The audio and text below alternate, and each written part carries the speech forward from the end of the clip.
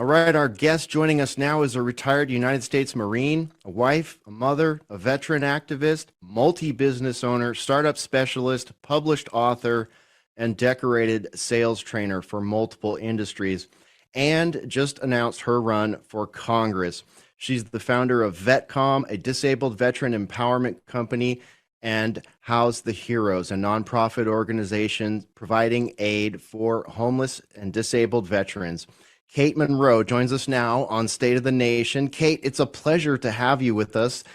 First off, tell us about the district you're running in. It's in the San Diego area, right? District 49. Yes, correct. The district is from Del Mar all the way to Dana Point. So North San Diego County, South Orange County, including Camp Pendleton. It's a 50-50 voter reg, D3 turnout. So to all you Republicans watching, we need to turn out. We need to do our job and go do our civic duty and go and vote. You know, as a Marine Corps veteran, I fought for your right to do that. And I would really appreciate it if you made your way to the polls. It's very veteran dense. We have the second largest instance of veterans in the nation in our district. So I'm relying somewhat on that. So I'm excited. I think this is a totally winnable seat, but winnable by me. There you go. There you go. Well, Semper Fi there, Marine. It's good to see you, Kate, and thank you for joining us today. California has really, we talk about the homeless crisis sweeping the nation, but California has really been the epicenter of a lot of this. We see it in San Francisco, LA, no doubt parts of San Diego. And I think what to use this term that we use down south, what really chaps my ass is that we're seeing a lot of veterans out on the streets, living under overpasses, living in homeless encampments. And then we also get stories of, well, here's another busload of immigrants, and they're being put up in the Roosevelt Hotel, a former four-star hotel in New York City, and they're going to be sleeping warm tonight in a bed provided by the taxpayers. As a veteran, this must just incense you. The way that the vets are being treated, and the immigrants. And I'm not anti-immigrant at all, but I do think that our priorities are a bit screwed up here, don't you? Oh my gosh, I totally agree with you. It's absolutely despicable and deplorable what we have done. I've gone out and visited all across San Diego, LA. I've been up to the Tenderloin in San Francisco. You know, veterans make up 10% of the homeless population. It's quite a large number. And I recently happened upon a story today that says that we lose 15 homeless veterans per day on the streets, homeless veterans dying that don't even get any kind of honorable burial. We have 161,000 migrants being seen ahead of veterans in VA disability hospitals. And so it's disgusting. It's no wonder that we have such a big recruiting crisis, the way that we treat our veterans. They tell their kids absolutely don't go into the service. Yeah, you know, and that number you just threw out there is heartbreaking, because we also know that we're losing between 20 and 30 veterans a day to suicide. So you add that 15 on top of that, and all of a sudden we're pushing 50, we're pushing 60. And honestly, I don't even believe the statistics. I feel like it's probably a lot worse than the mass media cartel would like us to know. How important is this to the people in your district? You say it's a veteran dense area. And I'm familiar with the area. I was a civilian DOD employee for 16 years. So I spent a lot of time in San Diego, spent a lot of time at some of the contracting places up there, and at the submarine base. I mean, San Diego is one of our best military communities in the nation. So I imagine this is a really important topic to the constituents there in 49. Oh, it's an absolutely huge topic, probably only second to the border. But I think, the two of them are sort of being tied together in the narrative and the story that we're hearing, where migrants are being prioritized over our veterans. We have the second highest instance of veterans in any district in the country. So certainly veterans, their families. I've not walked into a room where I asked people, do you know a veteran? Are you a veteran? And nobody raised their hand. They're the fabric of our nation. So here in our district, veterans affairs are a very, very big deal. And I have big solutions for those veterans that I will be running on. Well, that's good to hear. And I'm sure that they will appreciate that. And with any luck, there won't be apathy and people will get out there and really pound the pavement for you and then turn up at the polls. You just mentioned the border. Did it come as a shock to you at all, Kate, when we saw the exit polling numbers and we started listening to what the constituents in Iowa were saying? The number one concern that they had in Iowa was our broken southern border. So that goes to show you it is definitely not just a border state problem anymore. All states, including Iowa, are now being affected by this. What's your plan on the border? What's your take on the border? And do you think that this is basically a planned invasion, if you will, from the higher ups inside the administration and agencies involved? Well, I'll start with the last point that you mentioned. I do think that it's planned. Anytime that you could do something simple like build a wall where it would cost less and actually be effective, and you choose willfully not to, you actually put a lot of energy into ensuring that it doesn't happen. That's because you're cutting deals, you're making money, you're getting power, profit, votes. Something is at stake that's good for you and not good for the American citizens. So I do think that it's planned. I think it's an act of war by other nations against us because they see this administration being so feckless in their leadership and so weak. You look at a place like Iowa, anywhere really, this is across the entire nation. You could ask voters in any district, in any state, and they're concerned about it because they know it's not asylum seekers coming across the border. It's people that have ill will against our country, and they know they're coming across the border and getting shipped directly to their cities. People are scared of the terrorism, of the sex trafficking, the drugs, scared of their kids dying of fentanyl that costs $5 because the drug cartels are so successful. It's not a wonder, and it's going to continue on. And lastly, to a solution, I think that we need to declare a state of emergency in our country. We need to call up the National Guard and have them guard the border while we build the wall simultaneously. We do not need to let another couple million people cross our borders that we have been allowing in this administration. We need to charge them in government with treason by allowing an act of war to make its way to our country completely unstopped. And we need to reform our immigration policy. That's my four-pronged solution to fixing this border crisis. Yeah, thank you for that. I mean, it makes complete sense to anyone with any semblance of any sort of gray matter between their ears at this point. We're looking at, 200 to 250,000 people a month. That's 500,000 people every 2 months. You do the math, you get 2 million that we know of, 2 million plus that we know of, and then there's all the gotaways. So the number could be up as much as 10 million at this point. It's difficult to pin down. But you mentioned the fentanyl issue. It is just never-endingly staggering to me that after what happened on 9/11, we mobilized a global war on terror at the loss of 3,000 Americans approximately. And now we've lost over 100,000 and we're on track to lose 100,000 annually. I mean, this is chemical warfare. This is a war on America, because it's not like all the people that die of fentanyl are fentanyl addicts or were looking to go buy some Fetty.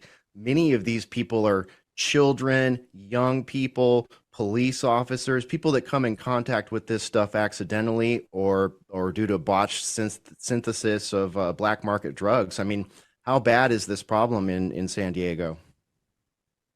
Well, I go down and visit what they call the bottoms in San Diego. Also up by the riverbed in Oceanside, they have what they call the Thunderdome, where there's hundreds of people by the river doing drugs, selling drugs. When I was in the Tenderloin, everywhere in California, especially, fentanyl and other trank and all these other drugs are rampant. When I was in the Tenderloin, it looked like everybody had been put to sleep or in an idle mode, like they were a computer.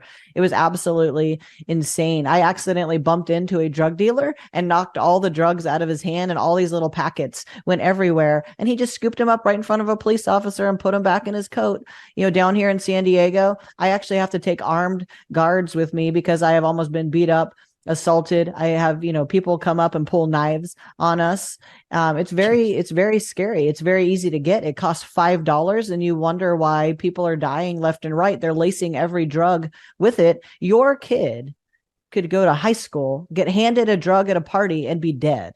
That's what a big deal it is. We got to shut our border. We have to demand better of our country and get it together and keep our sovereignty as a nation and stop all of this.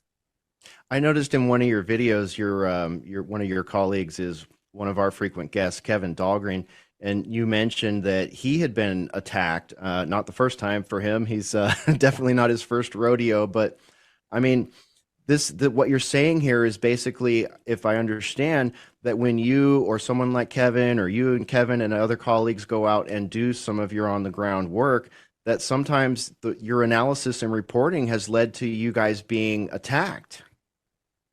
Correct. I mean, it's definitely not safe. I mean, I was on the street that day with Kevin, and the drug dealer that beat Kevin up was 1 inch from my face, towering over me, screaming in my face with his fist right next to my cheek. I mean, he had every intention. If the police hadn't pulled up, he would have tried to beat me up too. Although I'm a Marine Corps vet, so I wouldn't be the easiest person to tackle. But yeah, certainly you're not safe. That's why I go with armed guards. You know, I've taken some of my staff out. We've had people run at us with knives, and not like little teeny tiny knives, machete, type of knives. It's not safe. I accidentally bought a soda off of a drug dealer vendor, and this little girl came up and said, "Don't buy sodas off of them. They're about to go sell drugs to my mom." I've stepped over, people who have overdosed and died in San Diego. This is what our public faces when they go on these streets in New York and San Francisco and LA and San Diego. This is what you're going to face when you and your kids want to just go downtown casually. You're going to face drugs and drug dealers.